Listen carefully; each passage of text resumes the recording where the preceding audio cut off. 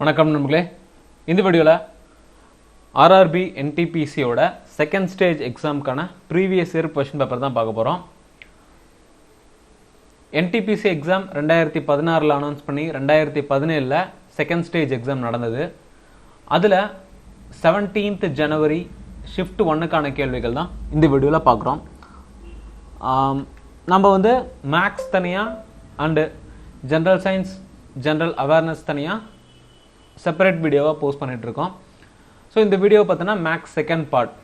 Maths பார்த்தோம்னா நமக்கு 35 கொஷின்ஸ்க்கு வரும். ஓகேங்களா, சிபிடி 2 பொறுத்த வரைக்கும் மேக்ஸோட வெயிட்டேஜ் அப்படிங்கிறது 35 மார்க்ஸ். டோட்டல் மார்க் பார்த்தோன்னா 120 மார்க்ஸ்க்கு 90 மினிட்ஸ் நீங்கள் இந்த செகண்ட் ஸ்டேஜ் எழுதுவீங்க. ஸோ அதனால தான் மேக்ஸை 2 பார்ட்டாக நம்ம பிரிச்சிருக்கோம். ஃபஸ்ட் பார்ட் நம்ம ஆல்ரெடி போஸ்ட் பண்ணிட்டோம். மேலே லிங்க் இருக்குது பாருங்கள், ரைட் கார்னரில் நான் லிங்க் கொடுத்துருக்கேன், செக் பண்ணி பாருங்கள். அண்ட் டிஸ்கிரிப்ஷனில் கூட பிளேலிஸ்ட் லிங்க் இருக்குது, அதையும் கிளிக் பண்ணி நீங்கள் செக் பண்ணி பார்த்துக்கலாம். ஸோ வீடியோக்குள்ளே போகிறதுக்கு முன்னாடி நம்ம சேனலை இது வரைக்கும் சப்ஸ்கிரைப் பண்ணாதாங்க சப்ஸ்கிரைப் பண்ணிக்கோங்க. வீடியோவை லாஸ்ட் வரைக்கும் பாருங்கள். யூஸ்ஃபுல்லாக இருந்துச்சுன்னா உங்கள் ஃப்ரெண்ட்ஸ்க்கெலாம் ஷேர் பண்ணுங்கள். அண்ட் எந்த ஒரு கருத்துக்கள் இருந்தாலும் கீழே கமெண்ட் செக்ஷனில் சொல்லுங்கள். First question, 3 men dig a hole in 10 days. How many days would it take for 5 men to dig the same hole?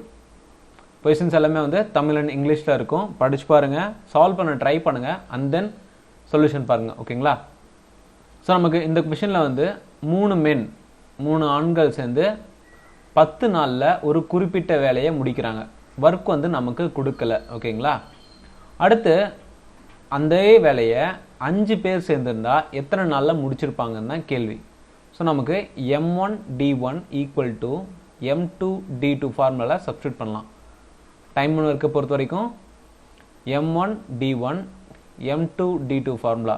ஓகேங்களா, M1 பார்த்தீங்கன்னா 3 days, 3 men 10 days, 5 men days 2ங்கிறது நமக்கு தெரியாது.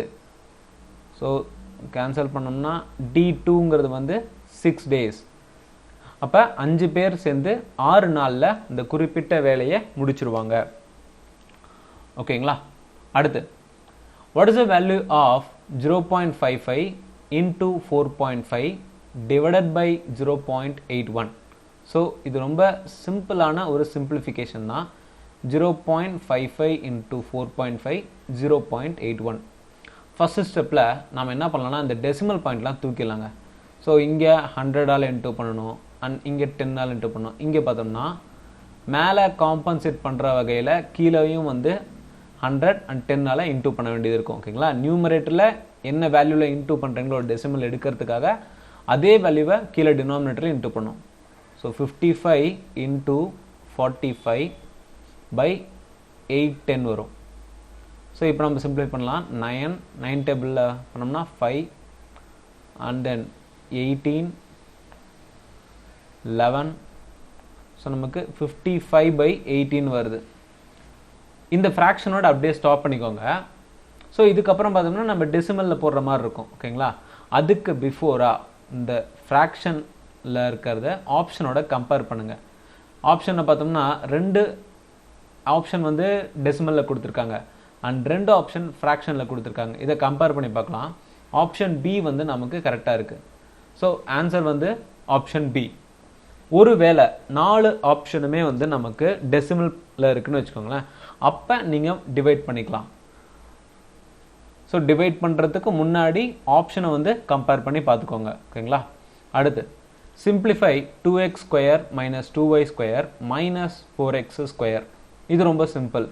ஸ்ட்ரெயிட்டாக நம்ம ஸ்கொயர் பண்ணுறோம். 2x whole square minus 2y the whole square minus 4x the whole square.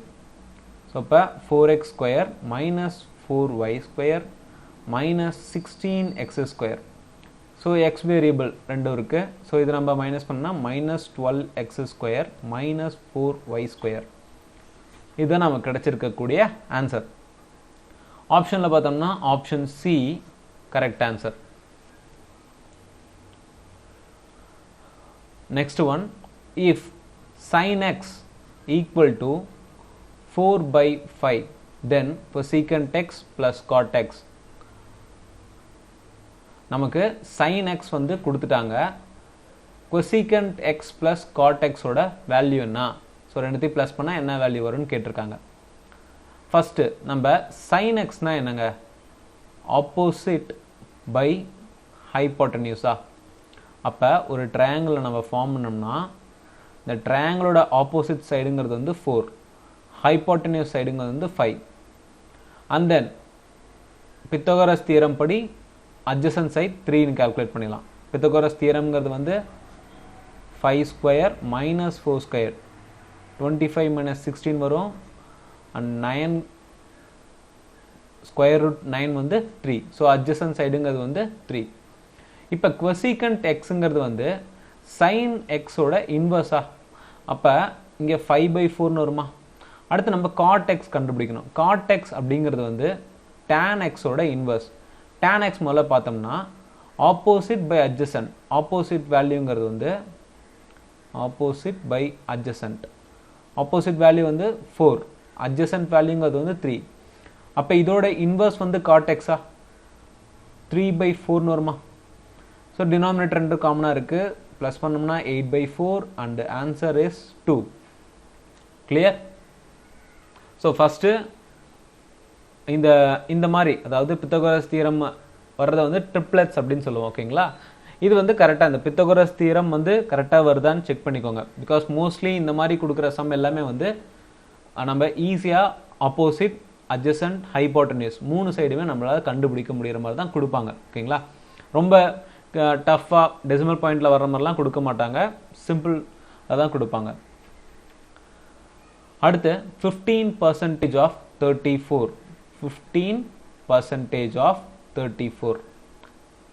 So இதை நம்ம ரெண்டு மெத்தடில் சால்வ் பண்ணலாங்க. ஒன்று 1500 இன்ட்டு 34ன்னு போடலாம். ஆர்எல்ஸ் ஸோ இந்த மாதிரி போட்டோம்னா நமக்கு சிம்பிளிஃபை பண்ணி கால்குலேட் பண்ணிட்டு இருக்கணும். இன்னொரு மெத்தட் பார்த்தோம்னா 15% ஆஃப் 34 நம்ம என்ன பண்ணுறோம்? 10 + 5% ஆஃப் 34ன்னு பிரிக்கிறோம். இப்போ 34க்கு 10%ங்கிறது வந்து 3.4. அடுத்து 5%ங்கிறது வந்து 10%ல் by 2. இப்போ 1.7 வருமா? ரெண்டுத்தையும் ப்ளஸ் பண்ணுறோம். 15% நமக்கு கிடச்சிரும் 5.1. சிம்பிளாக முடிஞ்சுதா? ஸோ டேரெக்டாக ஆன்சர் இருந்துச்சு 5.1. ஒரு வேளை நீங்கள் இந்த மெத்தடில் நீங்கள் சால்வ் பண்ணிங்கன்னா கேன்சல் பண்ணணும், அண்ட் தென் இன்டூ பண்ணணும், டெசிமல் பாயிண்ட்டை கண்டுபிடிக்கணும். இது கொஞ்சம் ப்ராசஸ் நமக்கு இழுத்துட்டு போங்க. அதே மாதிரி மல்டிப்ளிகேஷன் டிவிஷன் எல்லாமே வந்து கரெக்டாக பண்ணால் மட்டும்தான் நமக்கு வேல்யூ வரும். பிகாஸ் இங்கே பார்த்தீங்கன்னா 5.1 5.2ன்னு அடுத்த டெசிமல் பாயிண்ட்டே கொடுத்துருக்காங்க. சில நேரம் ஆன்சர் தப்பாகிறதுக்கு கூட வாய்ப்புகள் இருக்குது. நம்ம இந்த மாதிரி கொடுத்துருக்க பர்சன்டேஜ் வேல்யூவை ஸ்ப்ளிட் அப் பண்ணிட்டோம்னா நமக்கு இன்னும் ஈஸியாக போயிடும். ஓகேங்களா? எந்த பர்சன்டேஜ் இருந்தாலும் சரி. இப்போ ஒரு வேளை நமக்கு 18% கொடுத்துருக்காங்கன்னு வைங்களேன். ஃபஸ்ட்டு 10% கண்டுபிடிங்க. 10% கண்டுபிடிச்சா 1% வேல்யூ நமக்கு தெரிஞ்சிடும். அடுத்து 5% வேல்யூ கண்டுபிடிங்க. அந்த 1% இன்டூ 3 போட்டோம்னா நமக்கு 3% வேல்யூவா? டோட்டலாக 18% வேல்யூவை கண்டுபிடிக்கலாமா? ஸோ இந்த மாதிரி நம்ம பண்ணும்போது ரொம்ப ஈஸியாகவே இருக்கும். ஆர்எல்ஸ் நம்ம இந்த மாதிரி 18 கொடுத்துக்கொண்டா 20% மைனஸ் 2%ன்னு கூட நீங்கள் போட்டு ஈஸியாக கால்குலேட் பண்ணிடலாம். ஓகேங்களா? பர்சன்டேஜை ஸ்ப்ளிட் அப் பண்ணுறது மூலயமா நம்ம இந்த மாதிரி சம்மில் ஈஸியாக சால்வ் பண்ண முடியும். அடுத்து, if the product of two numbers is 3206 and their LCM is 89 and their HCF is, so நமக்கு என்ன கொடுத்துருக்காங்க? Product of two numbers 3206 LCM வேல்யூங்கிறது பார்த்தீங்கன்னா 89 கொடுத்துருக்காங்க. HCF கேட்டிருக்காங்க. LCM அண்ட் HCF பொறுத்த வரைக்கும் ஒரு இம்பார்ட்டன்ட் ஃபார்முலான்னு பார்த்தோம்னா product of two numbers equal to LCM into HCF. இது most important formula LCM and HCF பொறுத்த வரைக்கும். ஸோ ப்ராடக்ட் ஆஃப் டூ நம்பர்ஸுங்க வந்து 3206, LCM வேல்யூ 89, HCF நமக்கு தெரியாது, ஸோ HCFனு வச்சுக்கலாம். இப்போ HCF ஈக்குவல் டு 3206/89. கொஷனில் சின்னதாக ஒரு மிஸ்டேக்குங்க, ஓகேங்களா?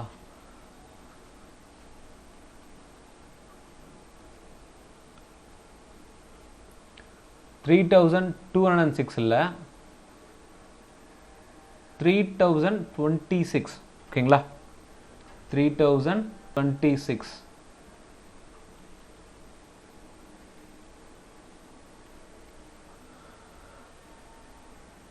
ஸோ மோஸ்ட்லி இந்த மாதிரி சம்ஸ் எல்லாமே வந்து ஈஸியாக வந்து டிவைட் ஆகிற மாதிரி தான் கொடுப்பாங்க. நமக்கு டெசிமல் பாயிண்டில் வரதுக்கான சான்சஸ் இல்லை. பிகாஸ் அந்த அளவுக்கு டிஃபிகல்ட்டி லெவலை இன்க்ரீஸ் பண்ண மாட்டாங்க. ஸோ 89/3026 டிவைட் பண்ணுவோம். 89 × 2ன்னு போட்டோம்னா நமக்கு 178 வரும். இன்ட்டு 3ன்னு போட்டோம்னா 726. ஸோ 3ஆல் போடுவோம். 267 அண்ட் 5 3 வரும். அண்ட் தென் 4ஆல் போட்டோம்னா 356. ஸோ 4 356/0. அப்போ நமக்கு HCF வேல்யூங்கிறது வந்து 34. HCF is 34, ஓகேங்களா? Rajesh buys a toy for 27 rupees and 50 paise and sells it for 28 rupees 60 paise. Find the gain percentage. நமக்கு காஸ்ட் ப்ரைஸும் கொடுத்துட்டாங்க, செல்லிங் ப்ரைஸும் கொடுத்துட்டாங்க. ப்ராஃபிட் என்ன அப்படிங்கிறத கேட்குறாங்க. ப்ராஃபிட் பர்சன்டேஜ் என்ன? காஸ்ட் ப்ரைஸ் பார்த்தோம்னா 27.50, selling price 28.60. So selling price minus cost price, selling price minus cost price by cost price into 100 போட்டோம்னா நமக்கு profit percentage கிடைச்சிரும். ஸோ 28.6 minus 27.50ங்கிறது வந்து 1.1 வருமா? Divided by 27.50 into 100. ஸோ நமக்கு 110/27.50. ஃபர்தராக டெசிமல் பாயிண்ட்டை ரிமூவ் பண்ணிடலாம், ஓகேங்களா? இன்ட்டு 10ஆல் இன்ட்டு பண்ணிக்கலாம். 275 வரும். 11 டேபிளில் பார்க்கலாம், ஓகேங்களா? 25 அண்ட் தென் ஃபர்தராக 25 டேபிள்னா 4. அப்போ நம்ம கிடச்சிருக்கக்கூடிய பர்சன்டேஜ் வேல்யூ 4% அவனுக்கு கெயின்.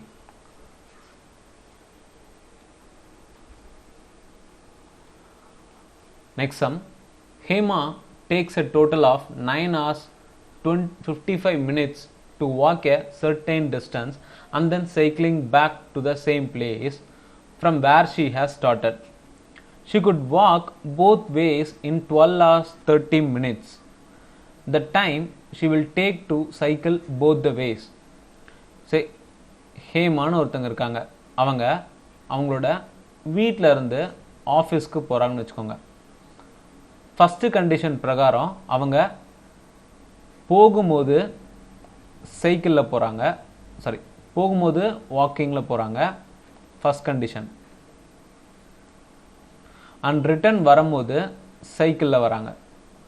செகண்ட் கண்டிஷன் பார்த்தோம்னா 2 டைமுமே வந்து அவங்க வாக்கிங்கில் தான் போகிறாங்க. செகண்ட் கண்டிஷனுங்கிறது வந்து போத் வேஸ்மே வந்து வாக்கிங்கில். அப்போ ஃபஸ்ட்டு கண்டிஷனை பொறுத்த வரைக்கும் walking plus cycle equal to 9 hours 55 minutes.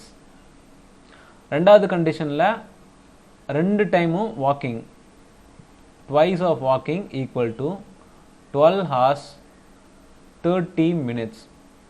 So இதை ஃபஸ்ட்டு கண்டிஷனாக வச்சுக்கோங்க. இது ரெண்டாவது கண்டிஷனா. இப்போ இந்த ஃபஸ்ட்டு கண்டிஷனை இன்டூ 2 பண்ணலாம்.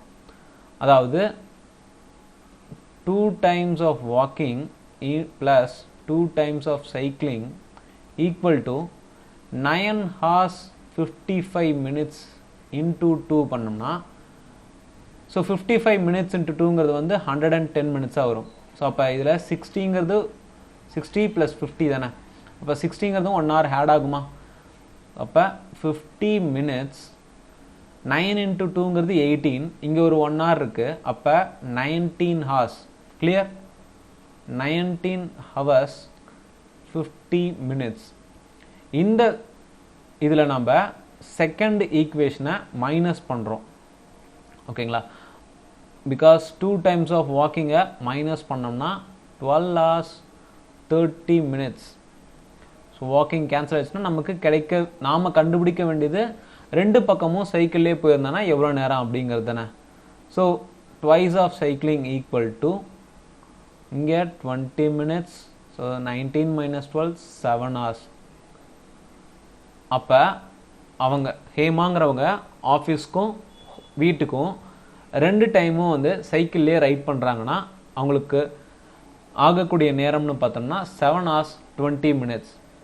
ஸோ இந்த சம்மை இப்படியும் போடலாம். ஆர்எல்ஸ் நீங்கள்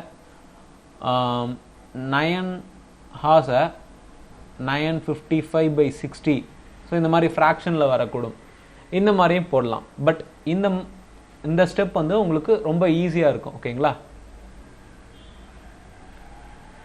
There are total 200 students in a school, of which 1/5 are boys. Find the number of girls in the school. So ஒரு ஸ்கூலில் பொறுத்த வரைக்கும் 200 ஸ்டூடெண்ட்ஸ் இருக்காங்க. அந்த 200 ஸ்டூடெண்ட்ஸில் 1/5 வந்து பாய்ஸ், கேர்ள்ஸ். 1/5 வந்து பாய்ஸ். அப்போ 1/5 மைனஸ் ஆஃப் 4/5 4/5 வந்து கேர்ள்ஸாக இருப்பாங்களா?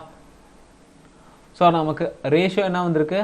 1:4. அதாவது 1/5 + 4/5ன்னு போட்டோம்னா நமக்கு ரேஷியோங்கிறது வந்து 1/4 வருமா? ஸோ டோட்டல் ரேஷியோ வந்து 5. 200/5ன்னு போட்டோம்னா 40. ஸோ ஒரு பங்கு 40னா 4 பங்கு 160. அப்போ நமக்கு என்ன கேட்டிருக்காங்க? நம்பர் ஆஃப் கேர்ள்ஸ் கேட்டிருக்காங்க. கேர்ள்ஸ் 160 பேர், பாய்ஸ்ன்னு கேட்டிருந்தாங்கன்னா 40 பேர். ஸோ பாய்ஸ் 40 பேர், கேர்ள்ஸ் 160 பேர். கிளியர்?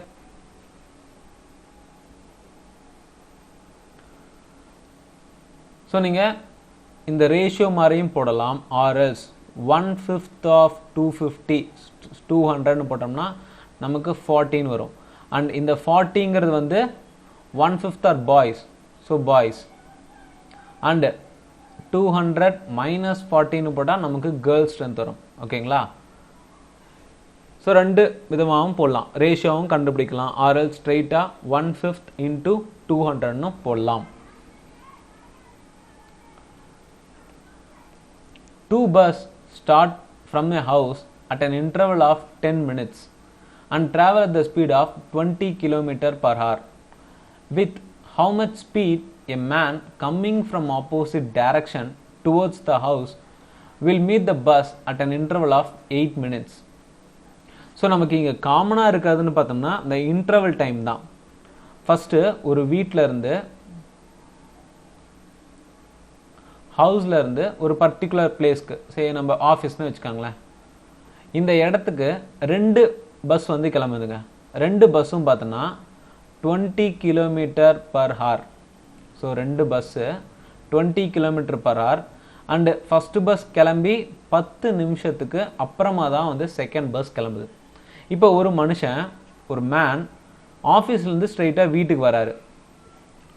அவர் என்ன பண்ணுறாரு? இந்த இந்த 2 பஸ்ஸுக்குமே நான் இன்டர்வல் பார்த்தோன்னா 10 minutes கேப்பில் தான் அந்த பஸ்ஸு ட்ராவல் ஆகிட்டு இருக்கு. ஆனால் இவர் என்ன பண்ணுறாரு? ஒரு பஸ்ஸை பார்த்து அடுத்து 8வது நிமிஷத்துலேயே இன்னொரு பஸ்ஸை பார்க்குறாரு. அப்போ அந்த மேன் எவ்வளோ km/h ட்ராவல் பண்ணிட்டு இருப்பாருங்கிறது தான் கேள்வி. இந்த சம்மை பொறுத்த வரைக்கும் நமக்கு காமனாக இருக்கிறது பார்த்தோம்னா 2 பேர் ஆப்போசிட் டைரக்ஷனில் வராங்க. அப்போ அவங்களோட ஸ்பீட் வந்து ப்ளஸ் ஆகும். கரெக்டுங்களா? ஸோ ஆப்போசிட் டைரக்ஷனில் வராங்கன்னா அவங்களோட ஸ்பீட் வந்து அடிஷன், சேம் சைடில் போகிறாங்கன்னா ஸ்பீட் வந்து சப்ராக்ஷன் ஆகும். அதான் ரிலேட்டிவ் ஸ்பீட் அப்படின்னு நம்ம சொல்லுவோம். அண்ட் நம்ம இந்த இதில் பொறுத்த வரைக்கும் இந்த இன்டர்வல் ஆஃப் டைமை வந்து கம்பேர் பண்ணுறோம். ஃபஸ்ட்டு கண்டிஷனில் பஸ்ஸு நம்ம எடுத்துக்கலாம்.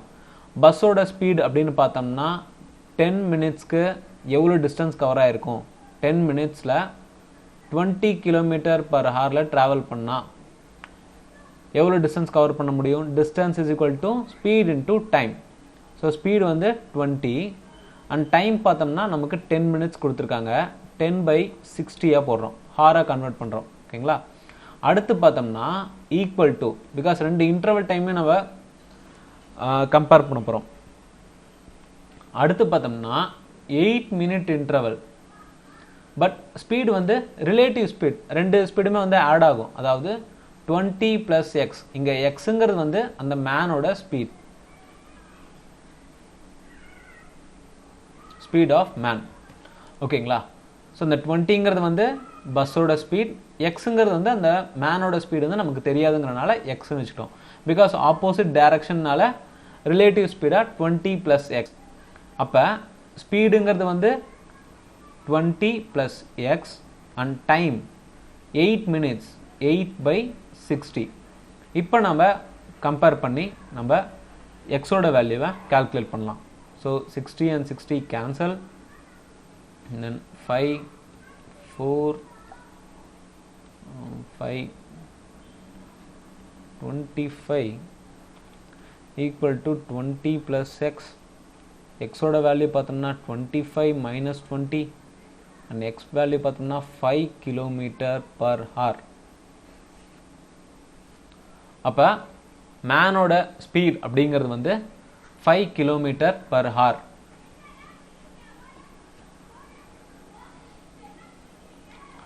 அடுத்த some, two numbers are in the ratio of 3:5 and their HCF is 20. Find the LCM.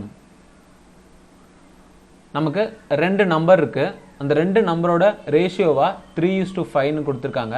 ஆனால் அந்த ரெண்டு நம்பரோட HCF 20 கொடுத்துட்டாங்க. ஸோ நம்ம என்ன பண்ணலாம், இந்த ரெண்டு நம்பரில் 20ல் இன்டூ பண்ணலாம். 60 வரும், 100 வரும். இப்போ நமக்கு அந்த ரெண்டு நம்பர் தெரிஞ்சிருச்சு. ஸோ நம்ம இதுக்கு முன்னாடி பார்த்த அதே இதுதான், product of two numbers equal to HCF into LCM. So அப்போ நமக்கு கிடைச்சிருக்கக்கூடிய நம்பர்னு பார்த்தோம்னா ஒன்று 60, 100. HCF வேல்யூங்கிறது வந்து 20, LCM நமக்கு தெரியாது. ஸோ இதை கால்குலேட் பண்ணோம்னா நமக்கு 300 LCM. LCM வேல்யூங்கிறது வந்து 300. Mike borrowed 8,500 at 4% per annum compound interest. Find the compound interest which is compounded annually for 2 years. So இங்கே நமக்கு மைக்குங்கிற ஒருத்தர் வந்து 8,500 ரூபா கடன் வாங்குறாரு. பிரின்சிபல் அமௌண்ட்டுன்னு பார்த்தோம்னா 8,500 ரூபா. அவர் வாங்கக்கூடிய வட்டி விகிதம் பார்த்தோம்னா 4%. எத்தனை வருஷத்துக்கு வாங்குறாரு? 2 வருஷத்துக்கு வாங்குறாரு. ஸோ இது வந்து ஒரு காம்பவுண்ட் இன்ட்ரெஸ்ட் சம். ஸோ இப்போ நம்ம என்ன பண்ணலாம், இந்த 4% அப்படிங்கிறது வந்து 4/100ன்னு வச்சோம்னா 1/25. 25ங்கிறது வந்து பிரின்சிபல் அண்ட் 1 இன்ட்ரெஸ்ட். ஸோ அமௌண்ட்டுங்கிறது வந்து 26 வருமா? ஸோ அப்போ 25 ஃபஸ்ட் இயருக்கு அதோட அமௌண்ட்டுங்க 26, செகண்ட் இயர் 26. ஸோ 2 இயர்ஸ்க்கு ஷார்ட்கட். ஓகேங்களா?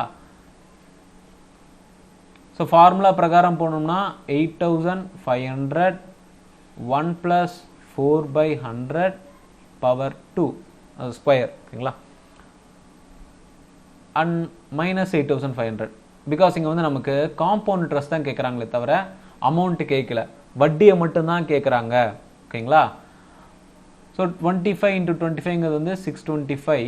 26 × 26 வந்து 676. இந்த 625ங்கிறது வந்து பிரின்சிபல் அமௌண்ட், 676ங்கிறது வந்து டோட்டல் அமௌண்ட். நமக்கு தேவை இன்ட்ரெஸ்ட். இன்ட்ரெஸ்ட்டுக்காக அமௌண்ட் மைனஸ் பிரின்சிபல். 676 - 625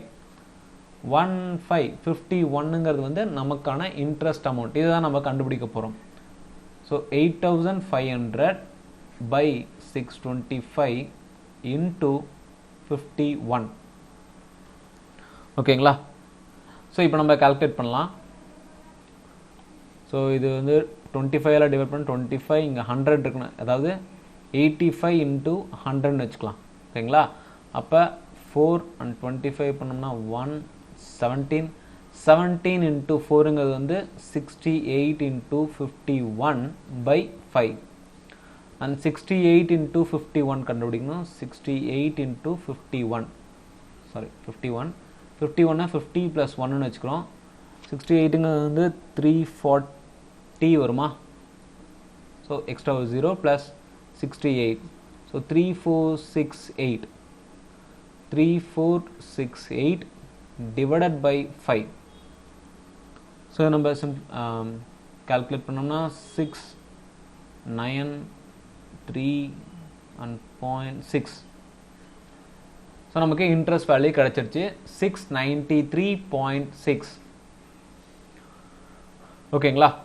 ஒருவேளை நமக்கு வந்து டோட்டல் அமௌண்ட் கேட்குறாங்க. இங்கே அமௌண்ட் கேட்குறாங்கன்னா பிரின்சிபல் அமௌண்ட்டுங்கிறது வந்து 8500, அது கூட இன்ட்ரெஸ்ட் ஆட் பண்ணுறோம் 693.6. ஸோ 63919. ஆப்ஷன் சி வந்து கரெக்டாக இருக்கும். ஓகேங்களா? அண்ட் இந்த மெத்தடில் நீங்கள் போடுறீங்கன்னா 8500/625 இன்ட்டு 676. ஸோ இது நீங்கள் கால்குலேட் பண்ணிங்கன்னா உங்களுக்கு அமௌண்ட் தெரிஞ்சிடும். 2 வருஷத்தில் அந்த அவன் வாங்கின அமௌண்ட் வந்து வட்டிக்கு வாங்கின அமௌண்ட் வந்து என்னவா இருக்குது அப்படிங்கிறத தெரிஞ்சிடும். கிளியர்? அடுத்து, the surface area of sphere with radium 1 centimetre. So sphere கேட்டிருக்காங்க. ஸ்பியரை பொறுத்த வரைக்கும் வால்யூம் அப்படிங்கிறது வந்து 4/3 πr3. சர்ஃபேஸ் ஏரியாங்கிறது வந்து 4 πr². ஸோ டைரெக்டாக நம்ம ஃபார்முலா சப்ஸ்டியூட் பண்ணலாம். ரேடியஸ் வந்து r = 1 சென்டிமீட்டர்னு கொடுத்துட்டாங்க. ஸோ சர்ஃபேஸ் ஏரியா வந்து 4 πr². 4 × 22/7 × 1². So 4 × 22 88/7 square centimetre. ஓகேங்களா? ஸோ 88/7 ஆப்ஷன் டி வந்து கரெக்ட் ஆன்சர். ஸோ இது வந்து டைரக்ட் ஃபார்முலா மெத்தட் தான். எந்த ஒரு டெஸ்ட்டும் இல்லாமல் டைரெக்டாக ஃபார்முலாவில் நீங்கள் சப்ஸ்டியூட் பண்ணி ஆன்சர் கண்டுபிடிச்சிக்கலாம். அதுக்கு நாம் மென்சுரேஷன் ஃபார்முலாஸ் ரொம்ப மனப்பாடமாக இருக்கணும். Divide 220 in the ratio of 2:3:4:5 respectively. Find the amount. So 210 ரூபா ஒருத்தர்கிட்ட இருக்குது. அதை 4 பேருக்கு 2:3:4:5ங்கிற சதவீதத்தில் பிரித்து கொடுக்குறாரு. இதை ஒவ்வொரு அமௌண்ட்டுமே அதாவது 4 பேருக்குமே போய் சேரக்கூடிய அமௌண்ட்டை கேட்டிருக்காங்க. ஓகேங்களா? அப்போ நம்ம என்ன பண்ணுறோம், டோட்டல் ரேஷியோ கண்டுபிடிக்கலாம். டோட்டல் ரேஷியோங்கிறது வந்து 9 + 5 14 வருமா? So amount by total ratio equal to 2 30 and 15 வரும். இந்த ரேஷியோ கூட 15 இன்டூ பண்ணுறோம். 30 45 60 75. ஸோ இந்த வேல்யூ, இந்த அமௌண்ட்டு தான் வந்து 4 பேருக்கும் போய் சேரக்கூடிய அமௌண்ட்டு. அப்போ ஆப்ஷனோட கம்பேர் பண்ணலாம். ஆப்ஷன் பி வந்து கரெக்ட் ஆன்சர். ஸோ முதல் ஆளுக்கு 30 ரூபா, ரெண்டாவது ஆளுக்கு 45, மூணாவது ஆளுக்கு 60 ரூபா, நாலாவது ஆளுக்கு 75 ரூபா போய் சேரும். சில நேரத்தில் இந்த அமௌண்ட்டு கொடுக்காம 4th பர்சனுக்கு எவ்வளோ போகுது, அதாவது லாஸ்ட் பர்சனுக்கு எவ்வளோ அமௌண்ட் போகும் அப்படின்னு கேட்பாங்க. ஒரு 5 ரேஷியோ கொடுத்துட்டு அதில் மிடில் மேனுக்கு எவ்வளோ அமௌண்ட் போகுது அப்படின்னு கூட கேட்பாங்க. ஓகேங்களா? ஸோ எந்த மாதிரி கேட்டாலுமே ரேஷியோ, டோட்டல் ரேஷியோ கண்டுபிடிங்க. கொடுத்துருக்க அமௌண்ட்டோட டோட்டல் ரேஷியோ டிவைட் பண்ணுறீங்க, அந்த ஒரு வேல்யூ வரும். அந்த வேல்யூவை ரேஷியோவோட இன்டூ பண்ணோம்னா நமக்கு எந்த விகிதத்தில் அமௌண்ட்டு பிரித்து கொடுத்தாங்க அப்படிங்கிறத நமக்கு தெரிஞ்சிடும். A shopkeeper cheats to the extent of 10% while buying and selling the fruits by using tampered weights. Is total gain percentages. So ஒரு கடைக்காரர் வந்து ஒரு பொருளை வேற ஒருத்தர்கிட்ட இருந்து வாங்கும் போது ஏமாத்துறாரு, அந்த பொருளை வேற ஒருத்தர்கிட்ட விற்கும் போது ஏமாத்துறாரு. வாங்கும் போதும் வந்து 10% பக்கம் ஏமாத்துறாரு, விற்கும் போதும் 10% பக்கம் ஏமாத்துறாரு. தன்னோட வெயிட்டை வந்து மாற்றி மாற்றி, ஸோ எடைக்கல்ல வந்து மாற்றி மாற்றி சேஞ்ச் ஒரு குறிப்பிட்ட சதவீதத்துக்கு, அதாவது 10% வெயிட்டை வந்து கம்மி பண்ணுறாரு. அதுக்கப்புறம் அதிகப்படுத்தி வேற ஒருத்தர்கிட்ட விற்கிறார். எப்படி பார்த்தாலும் ரெண்டுமே வந்து அவருக்கு ப்ராஃபிட் தான். ஓகேங்களா, இந்த ப்ராஃபிட் தான் கண்டுபிடிக்க சொல்லியிருக்காங்க. ஸோ ஃபஸ்ட்டு கண்டிஷன் பார்த்தோம்னா, அவர் வாங்கும் போது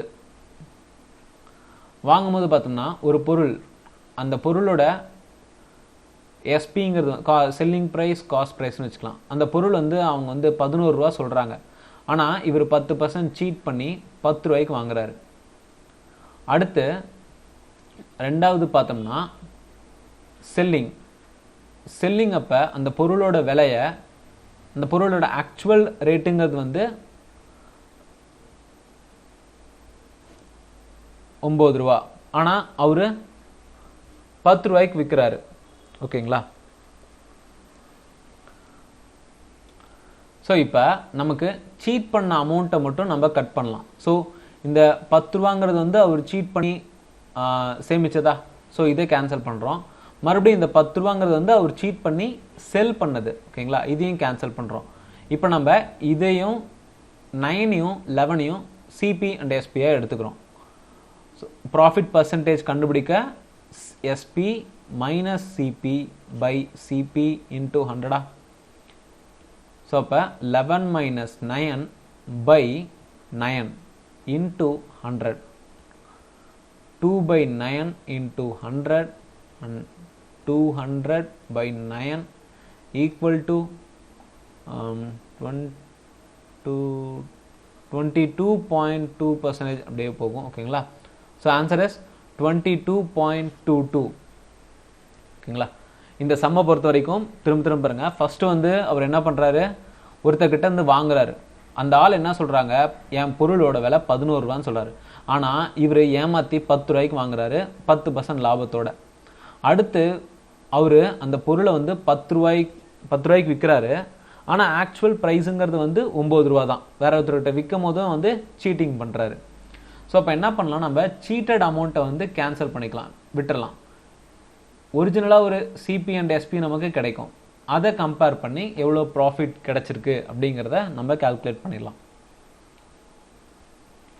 அடுத்து the mode of the data 12, 1, 10, 1, 9, 3, 4, 9, 7, 9. ஸ்டாட்டிஸ்டிக்ஸை பொறுத்த வரைக்கும் mode, mean, median, range and mean deviation, standard deviation இதெல்லாம் வந்து, பட் இந்த ரெண்டுமே வந்து ஃபார்முலா பேஸ். ஓகேங்களா, இதெல்லாம் வந்து நார்மல் டேட்டா கொடுத்துருக்க டேட்டாலே கண்டுபிடிக்கலாம். மோடுங்கிறது பார்த்தோம்னா எத்தனை அந்த கொடுத்துருக்க டேட்டாவில் எத்தனை தடவை ஒரே ஒரு பர்டிகுலர் நம்பர் ரிப்பீட் ஆகுது, ஹையஸ்ட் ரிப்பீட்டட் நம்பர்.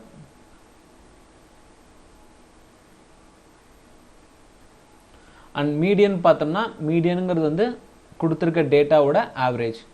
மீடியன் அப்படிங்கிறது வந்து மிடில் வேல்யூ. ரேஞ்ச் அப்படிங்கிறது வந்து கொடுத்துருக்க data settle highest data minus lowest data. So இங்கே பார்த்தோம்னா நமக்கு ஹையஸ்ட் டேட்டாங்கிறது வந்து 12, லோயஸ்ட் டேட்டா 1. அப்போ 12 minus 1 ஈக்குவல் டு 11ங்கிறது தான் இந்த டேட்டாவோட ரேஞ்ச். ஸோ நமக்கு என்ன கொடுத்துருக்காங்க, மோட் கேட்டிருக்காங்க. இந்த டேட்டாவில் mode highest repeated numbers. So நம்ம ஆப்ஷன் வச்சு போகலாம். ஓகேங்களா, ஆப்ஷன் பார்த்தோன்னா 9 கம்பேர் பண்ணலாம். 9 வந்து 1, 2, 3 டைம்ஸ் ரிப்பீட் ஆயிருக்கு. அடுத்து 12 ஒரு தடவை ரிப்பீட் ஆயிருக்கு. 1 2 தடவை ரிப்பீட் ஆயிருக்கு. 7 ஒரு தடவை ரிப்பீட் ஆயிருக்கு. ஸோ ஆப்ஷன்லேருந்தே நமக்கு தெரிஞ்சிருச்சு 9 வந்து 3 டைம்ஸ் ரிப்பீட் ஆயிருக்கு. அதுதான் highest number of times repeat ஆயிருக்கு. கொடுத்துருக்க டேட்டா செட்டில் 9ங்கிறது தான் வந்து நமக்கான மோட் வேல்யூ. அடுத்து in a class test a student scored 22 marks out of 25 marks. the students mark in percentages. ரொம்ப சிம்பிளான கேள்வி. ஸோ 22/25 into 100 போட்டாலே நமக்கு ஆன்சர் வந்துடும்.